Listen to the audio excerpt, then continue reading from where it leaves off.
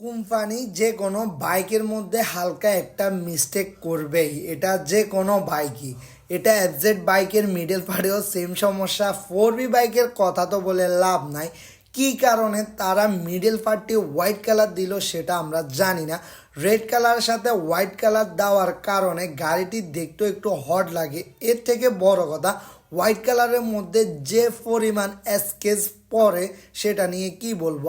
আপনারা সবসময় চান যে স্কেচগুলা ঘুরার জন্য, আর রেড কালার বাইকের মধ্যে মিডল পার্টটা কি কালার দিবেন অনেকেই বলেন যে বাইক শপে আসার পর। সবসময় আপনাদেরকে একটা কথা বলি, আপনি বাইক একটু কষ্ট করে আমাদের পেজটা ভিজিট করে আপনি একটু দেখেন কোন কালারের সাথে কোন কালারটা ভালো লাগে। আর কার্বন স্টিকারটা হচ্ছে একটা জাতীয় স্টিকার।